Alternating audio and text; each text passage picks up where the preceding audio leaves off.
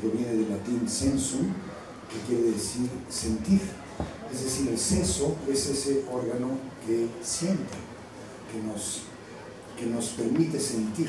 Y es precisamente por eso el tema al que me voy a dedicar en esta ocasión. La relación entre conciencia y cerebro es un problema muy antiguo y es la expresión más actual de un problema milenario que se conoce en la filosofía como el problema mente-cuerpo. La relación de lo mental, de la esfera de lo psicológico, con la esfera de lo físico y de lo biológico.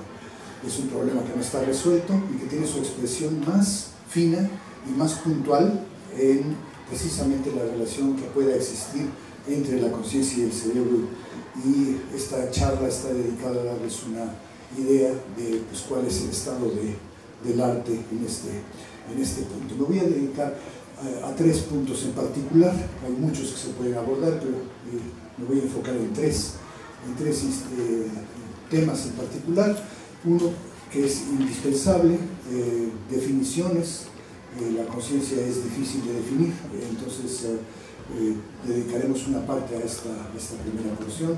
Después hablaremos del núcleo del asunto, la conciencia del cerebro, qué dificultades y qué problemas hay en la investigación de este tema, para terminar con una teoría particular mía de cuál es la contraparte, el correlato nervioso de la conciencia. Para empezar, se debe decir que la conciencia es una capacidad, hasta donde sabemos, pues, es una capacidad exclusiva de los seres vivos. No tenemos evidencias, no hay forma de conseguir evidencia de que exista conciencia más allá de los seres vivos. Y depende de 3 características biológicas. Por eso es que la conciencia, el título de mi libro del Fondo de Cultura, de conciencia viviente, se refiere a que la conciencia está asociada con la vida, tal y como la conocemos. A lo mejor hay otras conciencias en otros espacios, en otras dimensiones y demás, pero no podemos hablar nada de ellas desde el punto de vista de la ciencia. Entonces, las 3 características biológicas que caracterizan a la conciencia son la excitabilidad. Toda materia viva es excitable, quiere decir que es capaz de ser activada por estímulos de su medio ambiente. Esto es un fenómeno fundamental de la vida de las células en todos los casos. La segunda es la sensibilidad. No solamente la materia viva se activa mediante los estímulos del medio ambiente, sino responde a ellos. Y esa respuesta a los estímulos es lo que llamamos sensibilidad. Ya ustedes notan de inmediato que estas 2 características forman parte fundamental de lo que conocemos como conciencia, incluso la más elevada que conocemos, que es la conciencia humana, aunque no estoy totalmente seguro que sea la más elevada, como vamos a ver en el curso de la charla. Y la tercera característica derivada de las 2 anteriores es el sentido. Sentido es simplemente que la respuesta a los estímulos no es una respuesta aleatoria, no es una respuesta azarosa o que no tenga precisamente una trayectoria. La respuesta de la materia viva a los estímulos es adecuada a los estímulos. Tiende o a acercarse a ellos cuando les son atractivos o alejarse de ellos cuando les son irritantes, etc. O sea, la respuesta tiene sentido y ese es el meollo de pues probablemente de la importancia que tiene la conciencia en la evolución. Muchos de nosotros pensamos que la conciencia fue seleccionada durante el curso de la evolución biológica por sus ventajas adaptativas. Y las ventajas adaptativas tienen que ver con esto. Los seres vivos se adaptan a su medio ambiente, cuando tienen éxito se reproducen más y de esa manera transmiten sus caracteres a su descendencia. Entonces, vamos a distinguir en lo que se refiere a la conciencia varias palabras, todas empezadas con S, como seso, pero en este caso vamos a distinguir la palabra sentir, que es muy elemental, es como la conciencia más básica que tienen todos los seres vivos, que notan, detectan, advierten o experimentan. La palabra experimentan ya es un poco más elaborada, un proceso vital. Es decir, los seres vivos están en el medio ambiente, reciben estímulos del medio ambiente y se activan por ellos, y esa activación se siente de alguna manera desde sus adentros. Entonces esta es la palabra sentir. La palabra sentido, como ya vimos, es el movimiento dirigido al partir de sentir. los que lo presentan, en algunos autores, se conocen como seres sintientes, son capaces de sentir. Pero hay otra palabra que ya es un estadio más elaborado de este mismo sentir, y es el saber. Saber implica tener información, o sea, no solamente reaccionar a los estímulos de manera inmediata en tiempo presente, sino tener información disponible para la acción. Es decir, para saber hay que tener ya una característica biológica más elaborada que llamamos memoria, y esta forma parte intrínseca de la conciencia de los seres encefalizados. Y en ese caso hablamos de seres sentientes. Pero hay varios tipos de saber. También hay una graduación muy interesante de niveles operativos del saber. Una cosa es saber actuar, lo saben prácticamente todos los animales, saben cómo comportarse en un medio ambiente natural. Es información que no está codificada en el lenguaje. Casi todos los seres vivos viven, resuelven su vida, resuelven problemas, se orientan en su espacio, etcétera, de una manera muy clara, pero evidentemente no está codificada en el lenguaje. Cuando hablamos ya de un saber proposicional, estamos hablando de que el saber está, la información está ya codificada en un sistema simbólico. Aquí hay varias graduaciones que no me voy a meter en ellas, no es el tema de la charla, pero hay sistema simbólico también en los animales. Los animales se comunican socialmente, comunican sus estados internos. La agresión animal es una forma de decirle al otro: estoy enojado y te voy a atacar, o peleas o te vas, ¿no? O sea, hay una forma de comunicación elemental que está sucediendo, y hay un sistema simbólico en las conductas que están representando emociones y demás. Pero, desde luego, el sistema simbólico más elaborado es el lenguaje humano, y este también presenta características muy particulares. Y finalmente está este otro término que muchas veces se confunde con el de conciencia en general, y es un tipo de conciencia muy particular, el saber que sabe de sí, es decir, la autoconciencia. Sobre todo los seres humanos tenemos conciencia de nosotros mismos, y esta es una forma muy elevada de conciencia a la que me voy a referir brevemente también en el transcurso de la plática. Bien, con estas definiciones vamos a empezar desde la más elemental de la escala biológica. Y la pregunta que les propongo para interesarlos en esto es: ¿tiene conciencia un paramecio? A algunos les puede parecer un poco extraña la pregunta, ¿no? Porque pues, todos recordamos haber visto estos bichos, espero, en sus prácticas de biología de la prepa, en el microscopio y demás, estos bichitos que se mueven en un medio líquido, que van y vienen y demás, y que los consideramos de entrada seres animados. Entonces, estas palabras tan interesantes, seres animados quiere decir que están dotados de ánima, pero no de alma, están dotados de actividad propia, se mueven por sí mismos. A esto llamamos seres animados, y ese de moverse por sí mismo es parte del sentido de la palabra que acabo de presentarles. Entonces, de acuerdo con la misma definición que acabo de darles, los paramecios muestran excitabilidad, ciertamente, reciben información del medio ambiente y reaccionan a ella, tienen sensibilidad, muestran quimiotaxis, que es su conducta más elemental. La quimiotaxis es el movimiento congruente con la detección de sustancias, de solutos en su medio. Y se sabe muy bien que los paramecios nadan hacia los solutos que los alimentan, ¿no? Que les son agradables. Vean ustedes qué palabra estoy usando. Realmente le agradará al paramecio el sabor de no sé qué soluto que hay por ahí hacia el que van, o se alejan de otros que les son aversivos, que les son tóxicos. Es decir, tiene sentido. Son condiciones necesarias para la conciencia, ya lo vimos. Pero la pregunta importante ahorita es: ¿son suficientes? O sea, vean ustedes este esquema. Este es un paramecio, y estos son los mecanismos bioquímicos que tiene el paramecio para reaccionar a los solutos. Tiene unos sensores de superficie que se llaman receptores, y estos receptores se unen a ciertos solutos, a ciertas moléculas que andan en el líquido, que pueden ser atractores o repulsores.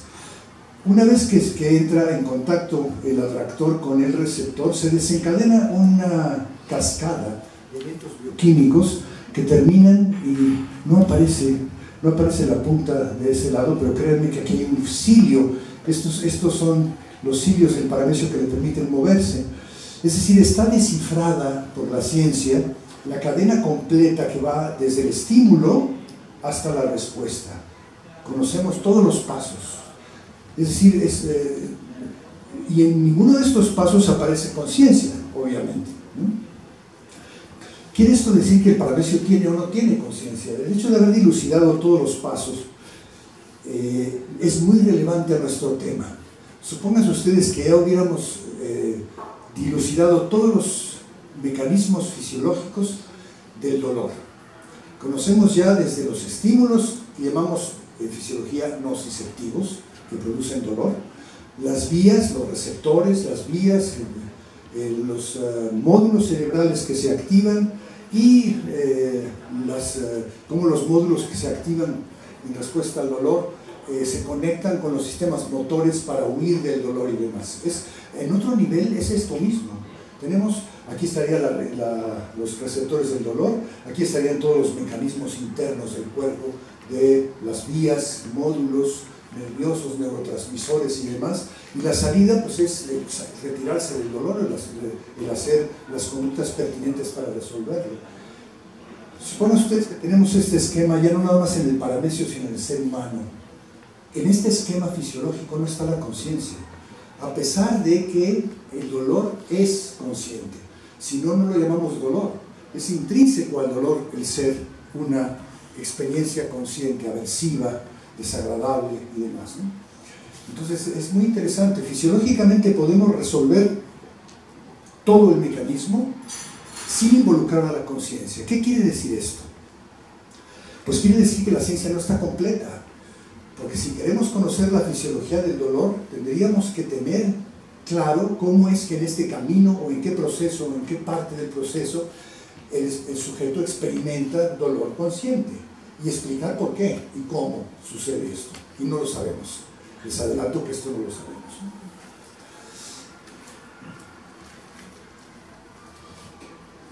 Bien, vamos a otro paso más. Todos recordarán esta plantita que crece mucho en el trópico mexicano y en muchas otras partes, la vergonzosa, mimosa púdica. Ven ustedes aquí en este videito, se le toca a la punta de una de estas partes de la planta y tiene una respuesta motora inmediata. Es decir, tiene de nuevo excitabilidad, tiene sensibilidad y tiene respuesta, una respuesta además que tiene evidentemente una capacidad adaptativa, evidentemente es una reacción en contra de depredadores. Bueno, hay sensibilidad y excitabilidad, pero hay sensación, o sea, la planta siente. Curiosamente le llamamos, los nombres vulgares le llamamos vergonzosa, no solamente le atribuimos a la planta tener sensación, sino tener vergüenza, que ya es otro nivel. Yo vergüenza no creo que tenga, pero la pregunta es, ¿tendrá algún tipo de sensación? Y si decimos que sí, ¿por qué decimos que sí? Y si decimos que no, ¿qué le falta? ¿Qué le faltaría? Y aquí hay algunas cosas que ponemos donde algunos exigirían que para otorgarle conciencia a un ser vivo necesitamos no solamente que tenga sensibilidad y estabilidad, pero que tenga memoria, que tenga variabilidad conductual, es decir, que no responda siempre igual al estímulo. Es decir, que haya memoria, que haya capacidad de aprendizaje y que haya variación conductual. Es decir, y para eso hacen falta estas cosas, que se llaman neuronas y sinapsis, y esta planta no las tiene. Aunque tiene una sustancia química que le permite encoger estas partes de sus hojas, y que lo hace a base de adrenalina y noradrenalina, que son curiosamente neurotransmisores en el cerebro humano, en el cerebro de los animales. O hace falta algo más aún, algo más, que sería una representación del mundo. Es decir, no solamente sentir, sentido, memoria, variabilidad conductual, sino un saber que implica el saber cuál es el estímulo, cuál es la respuesta y demás. Evidentemente son entonces estadios, graduaciones de la conciencia que van desde lo más elemental hasta lo más elaborado en los seres vivos sobre la Tierra. Hace unos años en la revista Nature, que es una de las revistas más importantes de ciencia en el mundo, apareció un artículo que me llamó mucho la atención sobre estos bichitos del mar, que es un gusano bellota, Sacoglosus Kowalewski, y sacó esta frase del trabajo de estos autores. Love y compañía. Dice, se entierran en la arena y sienten su entorno, con una punta en forma de bellota, que es esta, situada en el extremo de una probóscide elástica. Es decir, los autores hablan de que los gusanos sienten su entorno. No sabemos qué quieren decir con esto exactamente, pero yo lo tomo literal. Cuando dicen que sienten su entorno, quiere decir que lo perciben, que tienen una sensación subjetiva, es decir, que tienen una conciencia elemental, la conciencia que estamos viendo como la más elemental de todas, que tiene que ver con excitabilidad y demás, ¿no? Pero esto no es nada nuevo, sino que en el último trabajo de su vida, el gran Charles Darwin, ya muy anciano, confinado en su casa, cerca de Londres, y con la inteligencia y la pasión por conocer que lo caracterizaron toda la vida, se dedicó a observar a las lombrices de su jardín e hizo un tratado sobre ellas. Bueno, un tratado, es un trabajo científico relativamente grande, que lleva este título, en inglés y en español, La formación del humus vegetal a través de la acción de los gusanos con observaciones de sus hábitos. O sea, es sorprendente que este hombre que había recorrido el mundo para buscar evidencias de la evolución biológica y encontrarlas y publicar lo que ya conocemos que revolucionó la biología y el pensamiento humano, en su último momento se haya preocupado por las lombrices de su jardín y si sienten y no sienten y cuáles son sus hábitos. Aquí está una figura del trabajo de Darwin. No sé, algunos de ustedes recordarán que en donde hay muchas lombrices se crean a veces este tipo de esculturas, me atrevo a llamarlas, de formaciones de humus, precisamente, que es lodo mezclado con excremento de la lombriz y demás, y que parecen esculturitas. Las habrán visto, ¿no?, en los jardines públicos, las hay por ahí debajo de los bancos.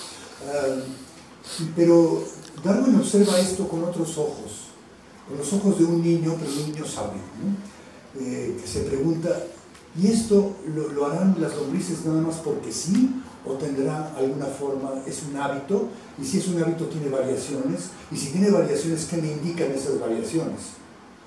Y dice cosas como la siguiente: si los gusanos tienen el poder de adquirir alguna noción asaz rudimentaria de la forma de un objeto y de sus propios túneles, vuelvo a él, tienen el poder de adquirir alguna noción, estamos hablando de saber, así sea rudimentario el saber, de la forma de un objeto y de sus propios túneles, como parece ser el caso, después de observarlos mucho tiempo, merecen ser llamados inteligentes, porque actúan así de manera casi igual a lo que haría un humano en similares circunstancias.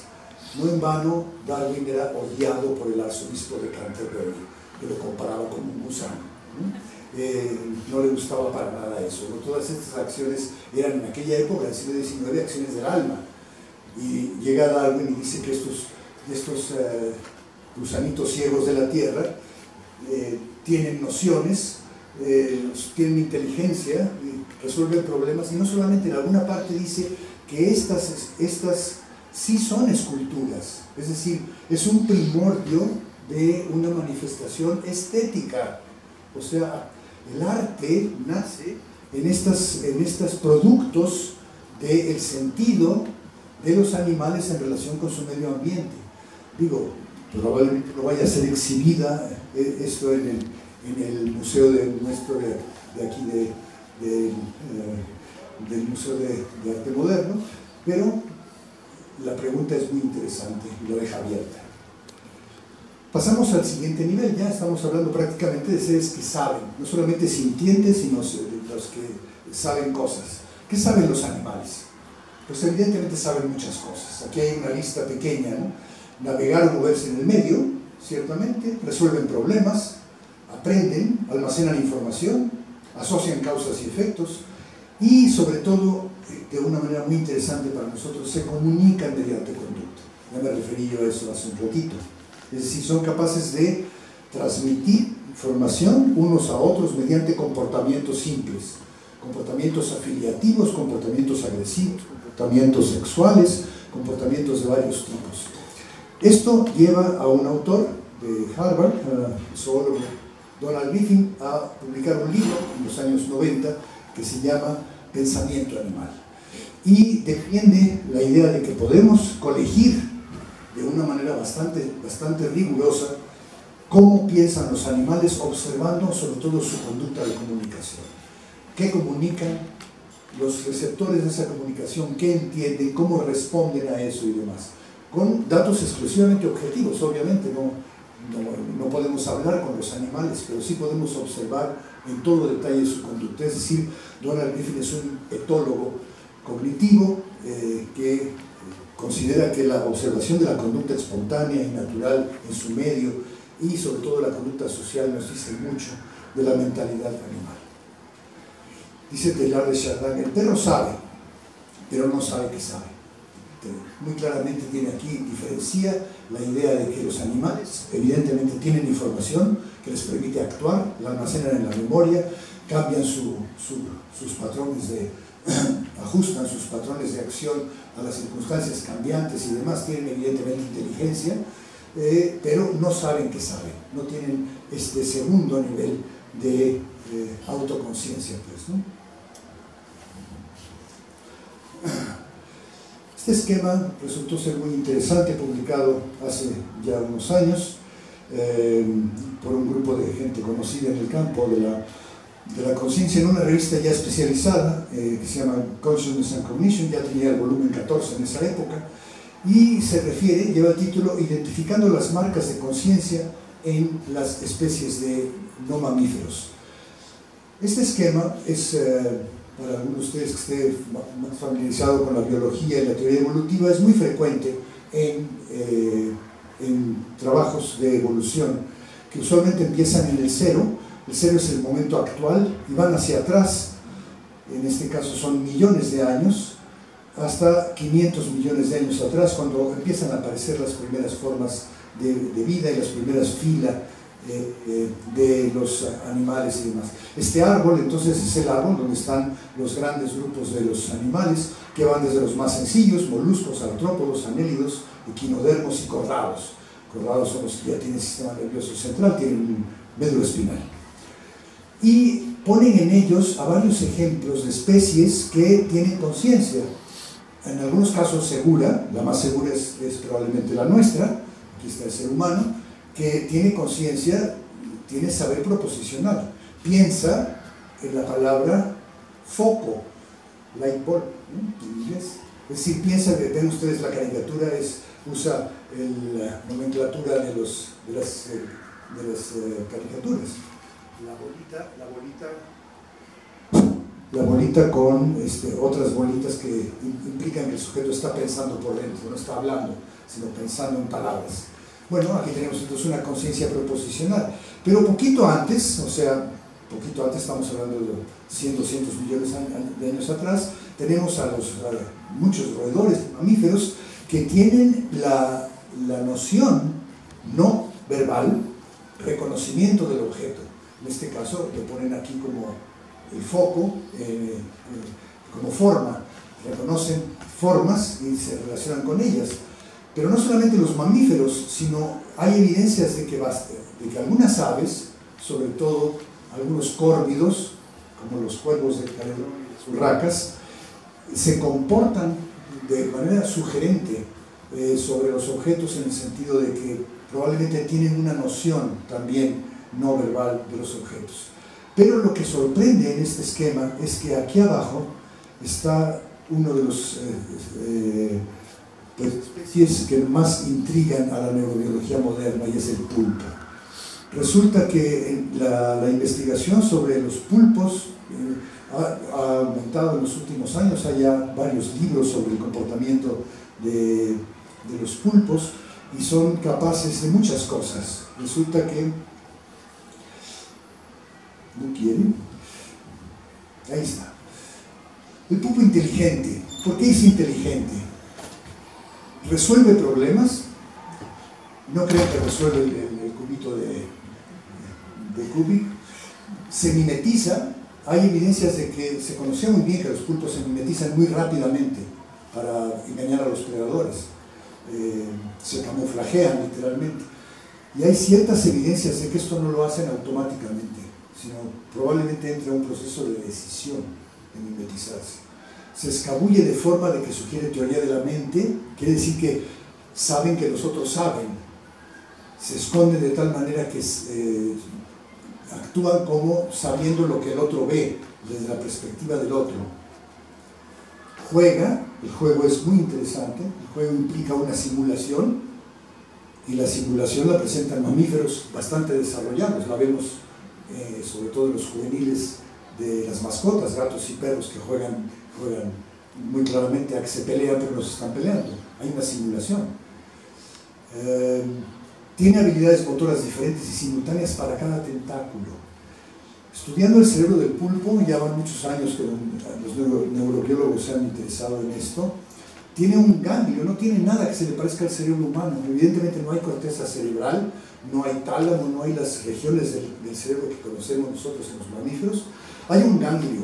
En realidad es una especie de babosa grandota, ¿no? Es un molusco de mar. Tiene un cerebro extraordinariamente primitivo. No hay capas, no hay las formaciones que estamos acostumbrados a ver en los mamíferos. Pero además tiene un cerebro central alrededor de los ojos, ni siquiera le llamamos cerebro, es un ganglio alrededor de los ojos, más o menos grande, y tiene 8 más uno en cada tentáculo, de tal manera que cada tentáculo se comporta como un individuo relativamente independiente de los demás. O sea, estamos hablando de un alienígena.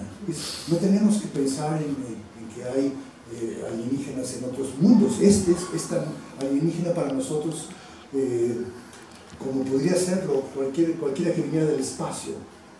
Lo que nos intriga y a los neurobiólogos nos inquieta es que tiene 500 millones de neuronas en sus cerebros, en sus 9 cerebros.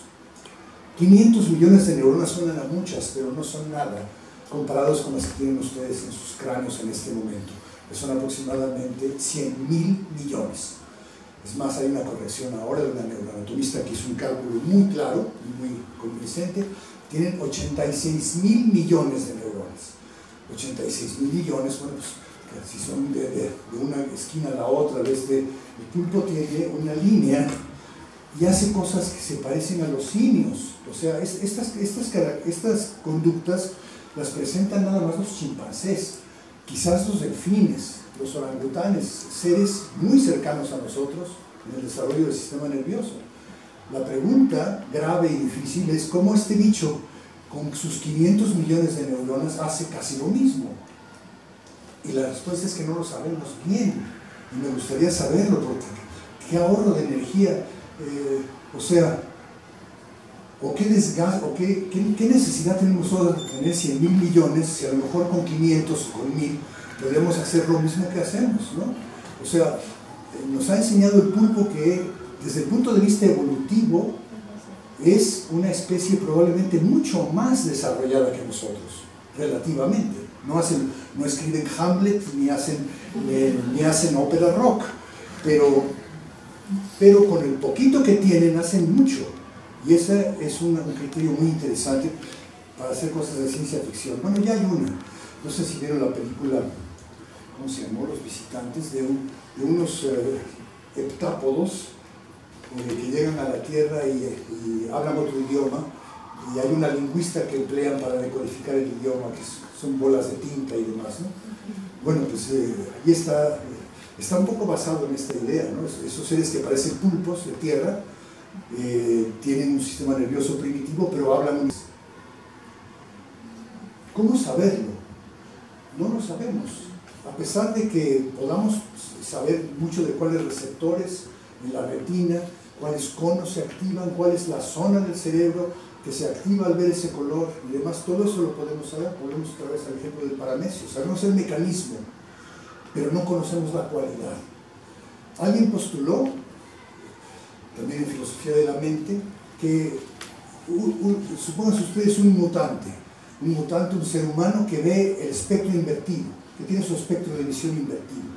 Y ese color verde, él lo ve como algo morado, ¿no? Le llama verde porque así le enseñaron a decir desde que era chiquito, que eso es verde. Él lo ve morado, pero le llama verde. ¿Cómo sabemos que el Señor tiene el espectro invertido? Pues resulta que no podemos saberlo. Bueno, ese tema de qualia, en latín, cualidad, es un problema mayúsculo para resolver en lo que se refiere a la conciencia humana.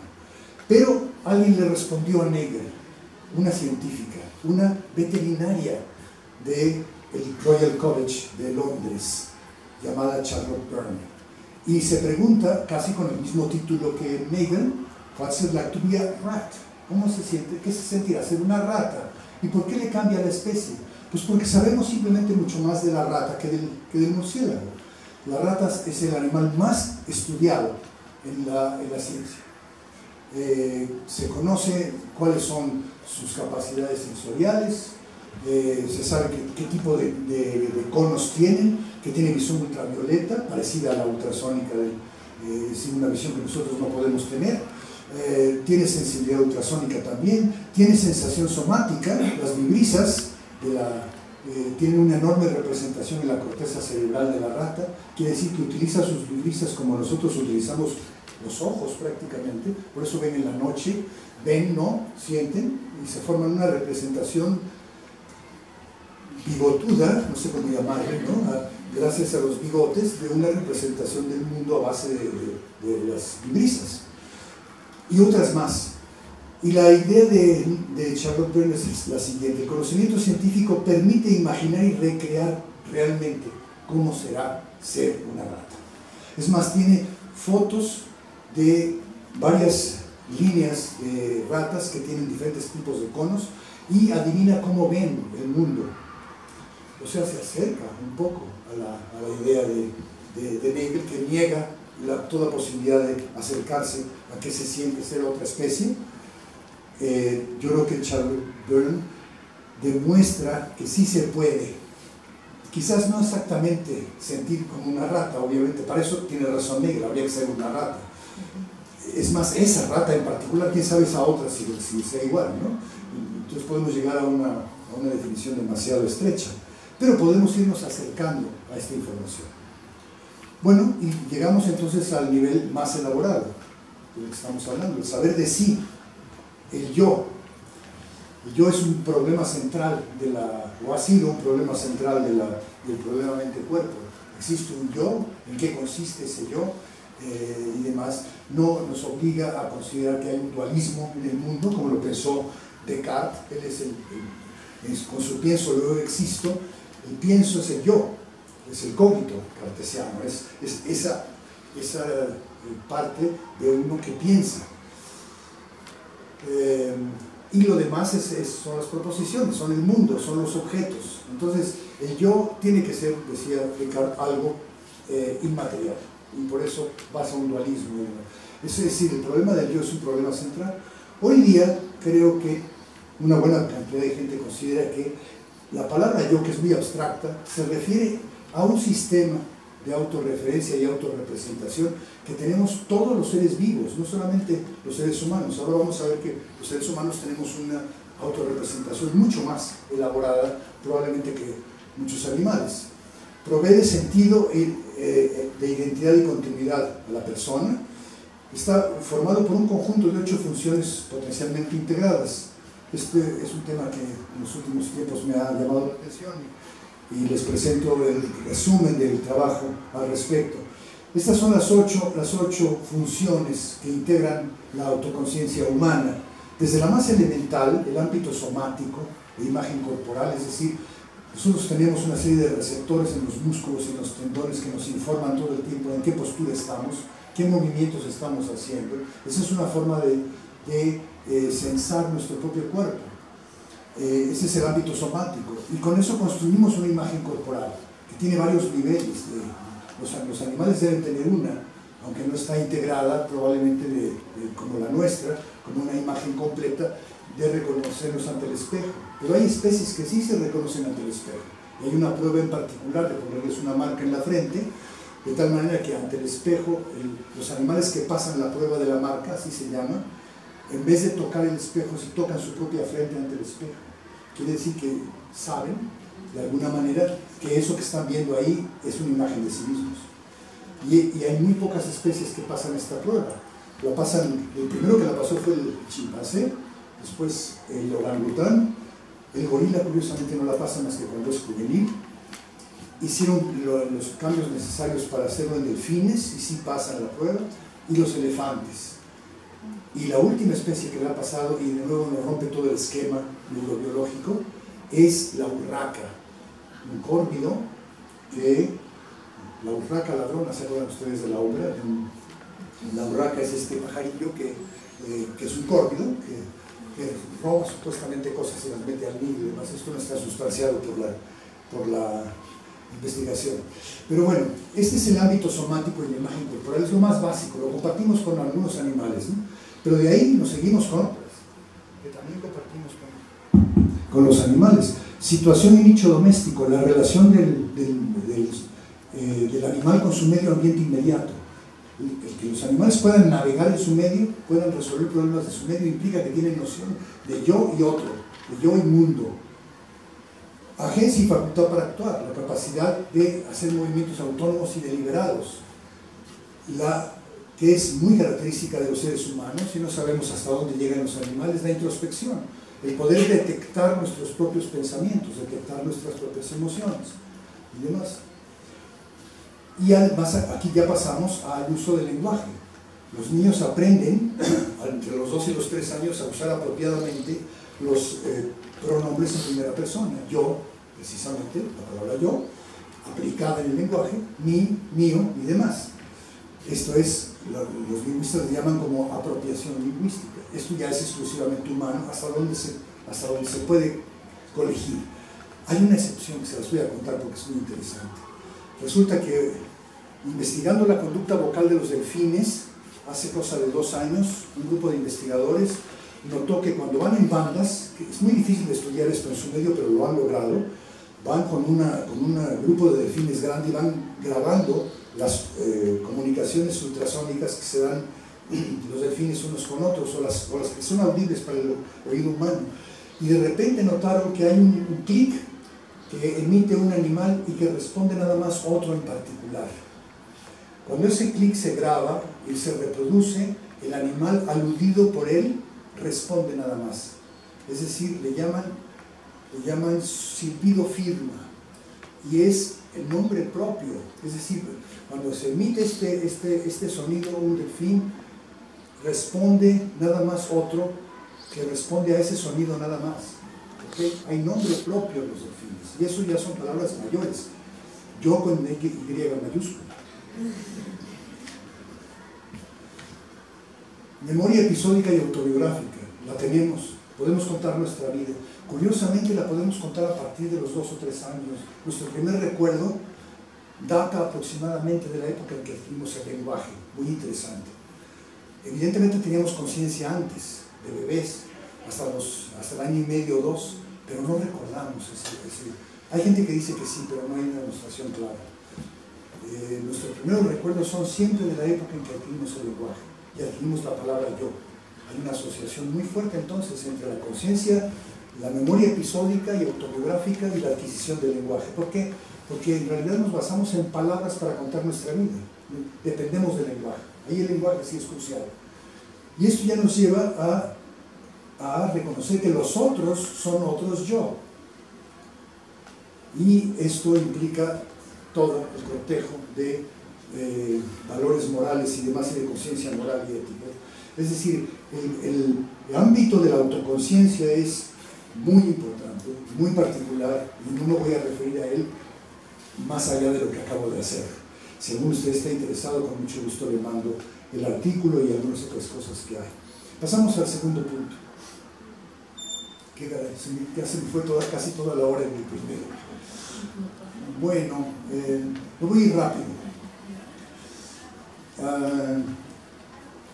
Los cuervos de Nueva Caledonia demuestran la capacidad de fabricar herramientas. Otra de las atribuciones nada más exclusivas del ser humano hasta hace poco tiempo. Una cosa es usar herramientas, otra cosa es fabricar herramientas, y otra cosa más es enseñar la fabricación de herramientas a los congéneres, a los hijos y demás. Pues estos cuervos son capaces de fabricar herramientas para obtener comida del fondo de un tubo de ensayo. Y vean ustedes la razón cerebral de esto. La paloma doméstica, que es un animal, que es un pájaro del tamaño del cuervo, más o menos, tiene este cerebro, y el cuervo de Nueva Caledonia tiene uno que pesa 3 veces más. En este caso la talla sí importa. ¿Por qué importa? Porque la capacidad cerebral en los últimos 3 millones de años ha ido desde 600 centímetros cúbicos en los australopitecos hasta 1150 en los primeros homínidos, hasta 1400 en Homo sapiens. El crecimiento es exponencial, o sea, aunque suena mucho, estos millones de años, es muy poco en lo que se refiere a la evolución de la vida sobre la Tierra. El tamaño sí importa, pero no tanto. Ya vemos que el pulpo con un cerebro muy pequeño hace cosas que hace un chimpancé con un cerebro mucho mayor. Aquí está el cerebro humano, tamaño real. El cerebro del elefante es mayor, obviamente. El del delfín prácticamente tan grande. De la ballena, que no aparece aquí, es mucho más grande, pesa 5 kilos. El nuestro pesa 1400 gramos. Es decir, el tamaño global del cerebro depende mucho del tamaño del cuerpo. Entonces hay que hacer un índice de dividir el tamaño del cuerpo contra el tamaño del cerebro. Esto lo hizo este autor llamado Jerrison, 70, graficó el peso del cuerpo en kilos, en una gráfica logarítmica, y el peso del cerebro también en gramos, en una gráfica logarítmica, y colocó a las diversas especies en esta gráfica y estableció una correlación que aparece muy significativa. Simplemente quiere decir que a mayor peso del cuerpo, mayor peso del cerebro. Y la correlación que nos interesa es esta. Aquí abajo es de los vertebrados inferiores, pero esta, la de los vertebrados superiores y demás, es una correlación muy alta, de tal manera que pues, hasta la punta está la ballena azul, el elefante, los animales más pesados con cerebros muy pesados. Pero lo que notó Jerrison es que esta es la gráfica, la correlación matemática de todas las especies estudiadas, pero hay algunas que están por debajo de la línea esperada, como puede ser la zarigüeya, y otras que están por arriba, como pueden ser los simios, los babunes, los gorilas, el australopiteco, el delfín y el ser humano es el que se desprende más de lo esperado. Quiere decir que tenemos un volumen cerebral que está mucho más arriba de lo que se espera en la evolución biológica. Y ese extra probablemente sea lo que nos da ciertas capacidades cognitivas. Calcula Jerrison entonces un coeficiente de encefalización, que es el peso encefálico que un individuo debería tener según su peso corporal, es el valor esperado, comparado con su peso encefálico real, el valor encontrado. Y aquí aparece la gráfica. No sé por qué se me va un poco de... no aparecen los... Bueno, aquí hay un puntito después del 7. Aquí aparece entonces la lista del coeficiente de encefalización de Jerrison, y los seres humanos efectivamente estamos hasta arriba, seguidos por el delfín, el chimpancé y demás, ¿no? Y hay algunos que están por abajo de lo esperado, debajo de 1, pues, ¿no? Que el perro y el gato están alrededor de lo esperado y demás, y otros animales que algunos no considerarán que deben estar por ahí, porque no es un índice de inteligencia directo, pues, ¿no? Pero bueno, es un intento de relacionar simplemente una variable muy gruesa, que es el peso del cerebro y el peso del cuerpo, con la posible inteligencia. Esto nos lleva entonces al punto quizás medular que estamos tratando. ¿Cuál es el correlato nervioso de la conciencia? ¿Cómo surge la conciencia del cerebro? Pues la idea que se tiene en las neurociencias es algo como esto. Hay una escena, hay un sujeto que la está viendo a través de los ojos, una escena donde hay personas, animales, plantas, lo que sea. La información penetra a través de la retina, sufre varios turnos en el cerebro hasta llegar a la corteza visual. De ahí va hacia adelante en otros módulos que proporcionan información sobre qué es lo que se está viendo, dónde se está viendo y demás. Y el lenguaje que habla la neurona, en cualquiera de los puntos que estemos estudiándola, son neuronas que emiten potenciales de acción en códigos que yo llamo simplemente para recordarlos, códigos de barras, es decir, aquí está codificada la información sobre un aspecto muy particular de la escena visual. Puede ser un color, o puede ser una línea, o puede ser una rugosidad, o lo que sea. Y a partir de que se junta toda esta información, no sabemos exactamente cómo, da lugar a lo que se ve, a la escena que vemos, en este caso la representación del perro que está aquí adelante. Esta es la idea que hay en la neurociencia contemporánea de cómo funciona el asunto. Y todo va muy bien hasta que llegamos a esta flecha. Esa flecha no sabemos qué es. No sabemos cómo se traduce una red neuronal que está descargando, que se está activamente activando y desactivando un grupo neuronal y otro en el cerebro. Cómo es que ese lenguaje, aparentemente, aunque sea muy elaborado, bastante similar en las diferentes zonas del cerebro, cómo se traduce a un estado consciente. Ese es el reto para la neurociencia del futuro. Este caballero, que parece un cantante de rock, y lo es jefe de una banda que se llama Zombie, The Zombie Jazz Band, es un filósofo de la mente australiano llamado David Chalmers. Y en el primer congreso de Tucson, en 1995, en Tucson, Arizona, dio la conferencia inaugural a los 20 y tantos años, y estableció que el problema de la neurobiología de la conciencia entraña dos capítulos o dos cosas muy diferentes. Una les llamó problemas fáciles y al otro le llamó problemas difíciles. ¿Por qué son fáciles los fáciles? Pues porque se pueden abordar sin mayor problema con los métodos de la neurociencia cognitiva contemporánea. Digo, la gente trabaja sin mayor problema en cómo se discrimina, se categorizan y demás los estímulos por el cerebro. Trabaja también en la habilidad de tener acceso a estados internos, que zonas del cerebro están involucradas durante la introspección, etc. También hay mucha información sobre la atención, que es una propiedad cognoscitiva muy cercana a la conciencia. Sabemos muchísimo de la atención y qué zonas están involucradas y demás. Y como el control voluntario de la conducta también, sabemos que hay zonas delante de la zona motora del lóbulo frontal que están involucradas en la toma de decisiones y demás. La distinción entre sueño y vigilia, más o menos, también hay bastante información. Son problemas que se acceden todo el tiempo en la neurociencia cognitiva, pero Chalmers dice en este libro que se llama The Conscious Mind que hay problemas difíciles.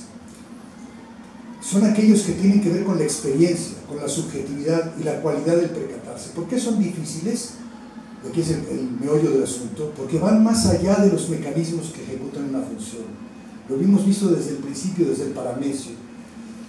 Una vez especificados los mecanismos, permanece la pregunta ¿por qué y cómo estos mecanismos se acompañan de experiencia? Esta pregunta no sabemos cuál es la respuesta. Y ese es el reto, ¿no?, de la neurociencia de la conciencia para el futuro. Hay quien opina que no se puede resolver. Vamos a ver en un momento. ¿Cuál es el enigma? Vamos a tratar de delimitarlo un poquito más. ¿Cuál es el enigma realmente de las cualidades? La cualidad de las sensaciones, emociones o conceptos es increíblemente variable. Tenemos a nuestra disposición un universo de cualidades. Los olores de lo que ustedes quieran, en este caso de la cebolla, el color rojo de la manzana, el dolor de muelas, el afecto de la envidia, cómo se siente la envidia, ¿no? Hay una cualidad ahí muy clara, corrosiva, por ejemplo, ¿no? Lo que ustedes quieren. La comprensión de un concepto matemático, esto que llamamos me cae el 20, ¿no? O sea, cuando el caer el 20 es una expresión vulgar para qualia, ¿no? Ya me cayó el 20, qualia.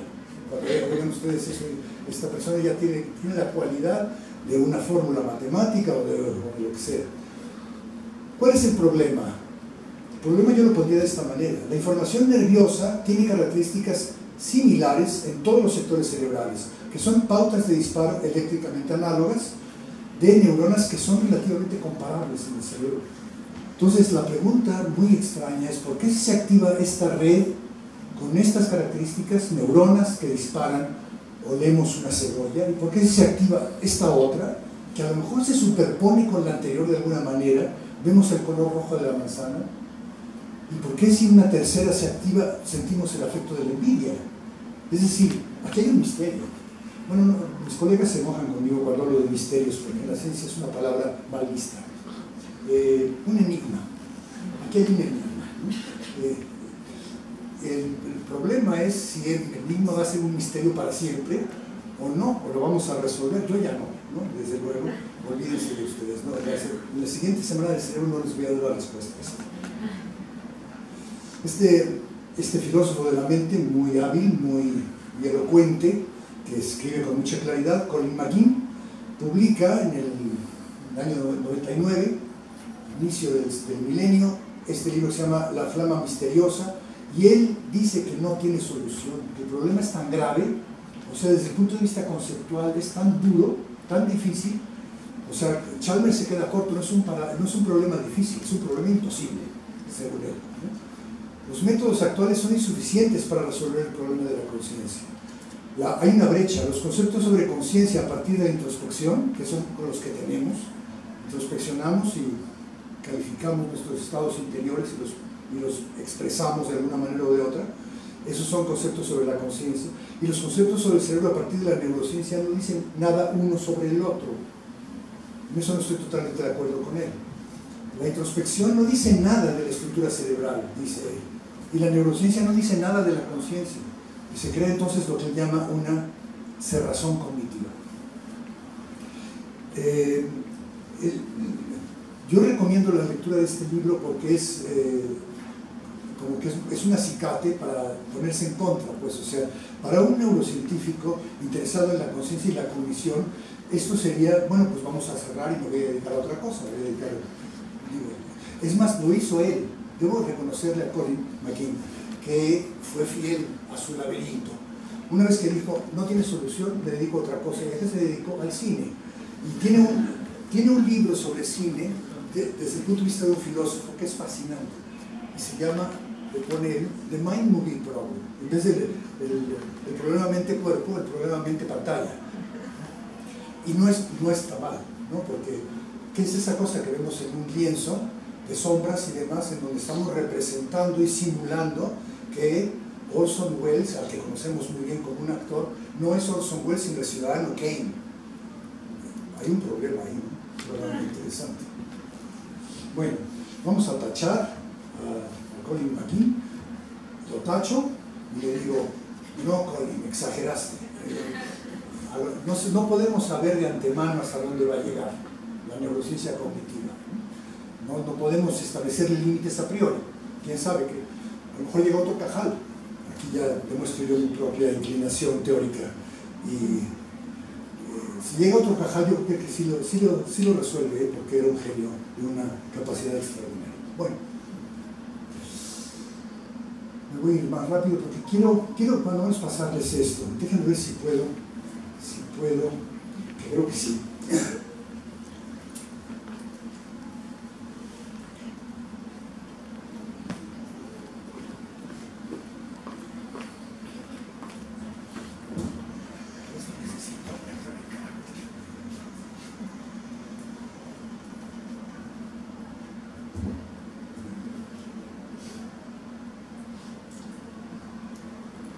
Están viendo, ¿verdad? Sí. Entonces, si podemos apagar la luz de frente, ¿se puede? ¿Tiene audio? ¿Qué dice? Si tiene audio. No tiene audio, No. no hace falta. Es aquí la pura vista de la todo.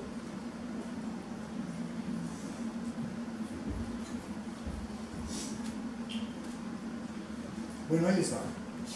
En los años 90 estuve asociado con el Instituto de Neurobiología de Querétaro, era mi sede académica. Estaba yo ya trabajando en estos temas, interesado en ellos y demás. Y en Querétaro, en las tardes, en las noches, se arman cosas así. Y un día, regresando del laboratorio, que queda un poquito lejos de la ciudad de Querétaro, en Juriquilla, vi una cosa de estas. Ya las había visto antes, de alguna manera llaman la atención, pero me llamó tanto la atención que paré el coche, me puse al lado y me puse a ver esto. Me puse a ver estos juegos de las parvadas de estos niños. Ahí hay, pues, algo así como entre 50.000 y 1.000.000 de pájaros en algunas de estas, ¿no? Que se mueven al unísono, cantidad de movimiento, conjunto, de subconjunto, de repente se separan dos zonas, en el siguiente momento se juntan.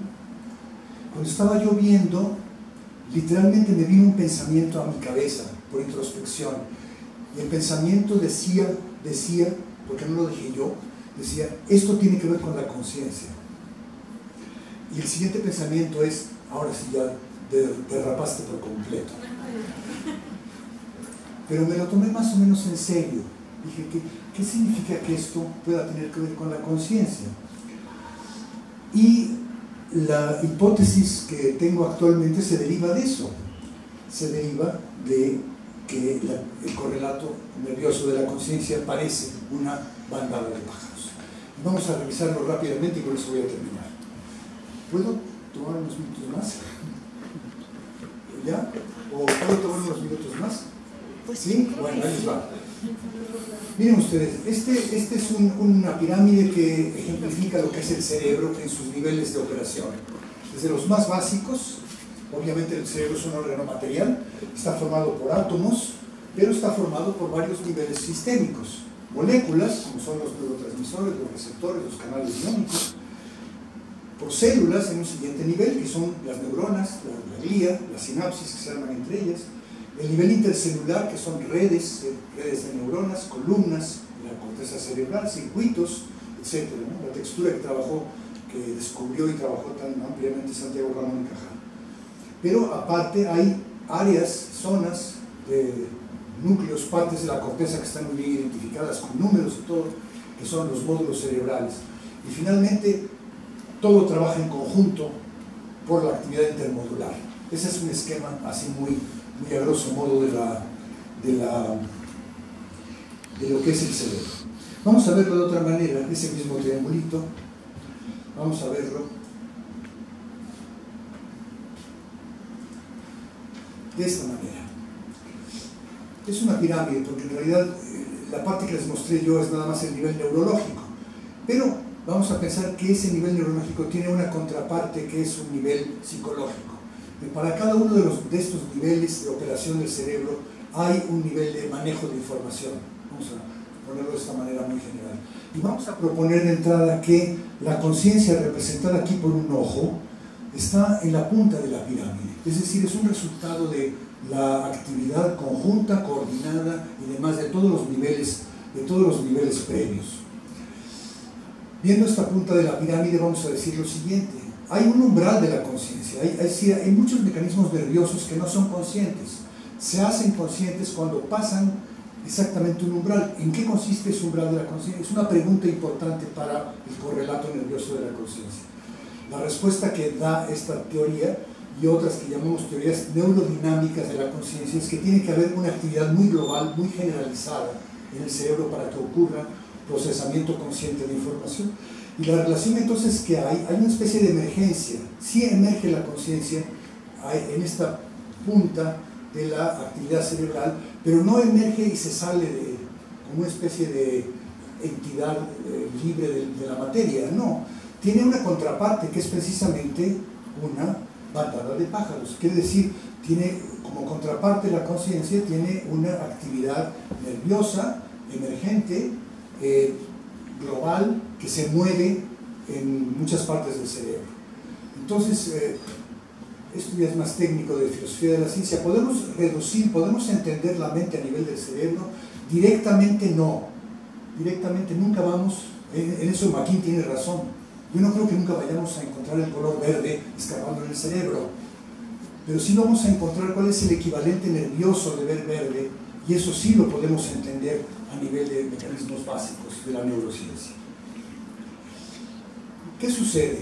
Esta es la pirámide del sistema nervioso, pero esta se enclava con una pirámide invertida, que es el mundo exterior. El mundo exterior tiene una enorme cantidad de información que llega a nuestros sentidos de manera convergente. Converge el universo entero en nuestros ojos, converge todo lo que los sonidos que hay en el espacio convergen en nuestros oídos, convergen literalmente como una pirámide invertida, y de la convergencia entre los mecanismos nerviosos que le dan sostén y las entradas sensoriales es que ocurre el procesamiento consciente de información.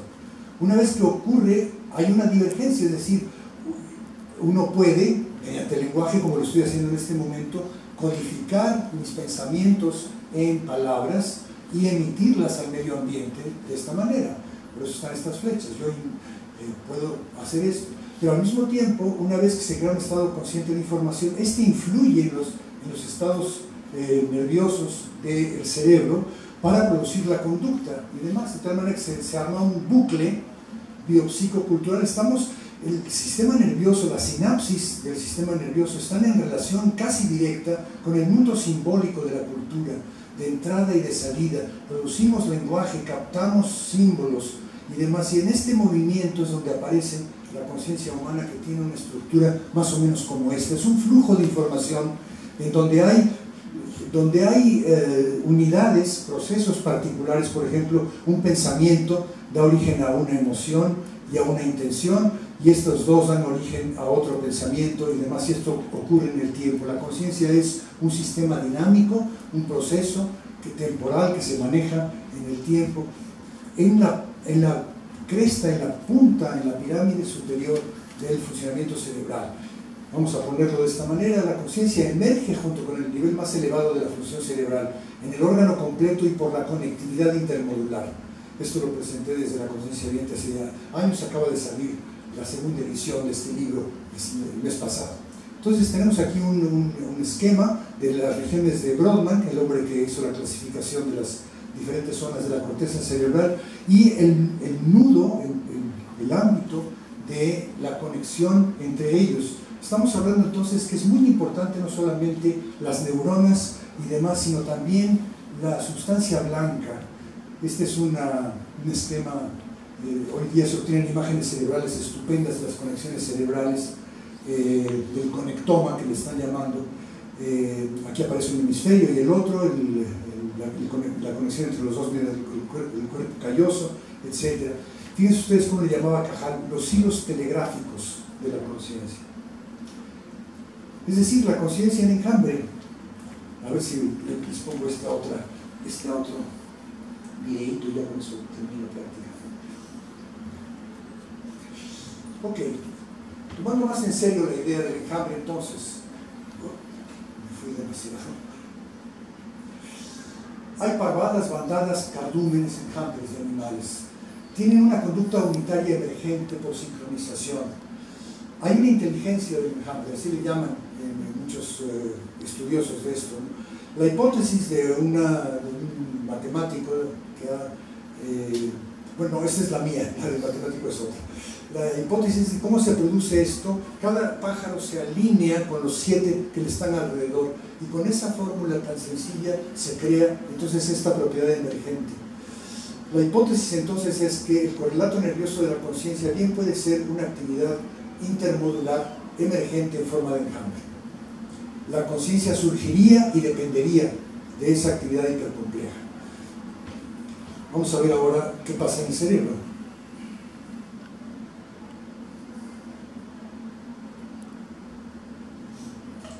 Esta es una imagen obtenida por Justin Vincent, un estudiante de uno de los pioneros más activos trabajadores de lo que se llaman las imágenes cerebrales.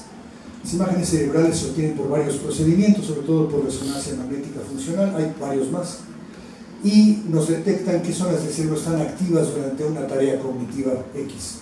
Pero son fotos fijas de actividad, y usualmente se les ponen colores. Obviamente estos colores no están en el cerebro, sino se le pone color rojo a las zonas que están muy activas, y de ahí hasta el azul a las zonas que están muy inactivas. Pero a Justin se le ocurrió, bueno, no se le ocurrió, tuvo la idea de hacerlo, y le tardó mucho tiempo en lograr una película, no una foto fija, de qué pasa en el cerebro normalmente en un transcurso, aunque no haya una tarea cognitiva en particular. Y esto es lo que ocurre. Y para mí es una de las demostraciones más claras de que efectivamente, cuando menos en la corteza cerebral, la actividad cerebral se comporta como un enjambre. O sea, sí recuerda este movimiento plástico, autónomo, constante y dinámico y global, recuerda a una parvada de pájaros. La hipótesis entonces que es que ese movimiento es el correlato nervioso de la conciencia. No resuelve obviamente esta teoría, ni afortunadamente, bueno, no sé si afortunadamente, ninguna otra teoría resuelve la brecha que nos preocupa. ¿Cómo es que esta actividad nerviosa se corresponde con la conciencia? No sabemos, pero cuando menos cumple, y ese es el punto, con requisitos que sí se le deben pedir: disponibilidad global, emergencia, dinamismo, etc. Es más, es posible que en esta actividad resida el libre albedrío, que no sea una capacidad intrínseca de las neuronas como tal, sino que al ejercerse una actividad global, esta actividad sea autodirigida, pueda ser autodirigida. Bien, pues eso. Termino con Cajal, para variar. Dice Cajal en su autobiografía, ya me paso todo el tiempo, ya me regresó. Dice algo así como: entomólogo en búsqueda de las mariposas del alma, que son las neuronas, me adentro en la corteza cerebral con mi microscopio para buscar cuál puede ser el origen de la mente. Y de esa manera, pues, me enlazo con nuestro santo patrono, don Santiago Ramón y Cajal, que postuló la idea de la colmena y de las mariposas del alma como las neuronas hace poquito más de 100 años. Eso es todo. Muchas gracias.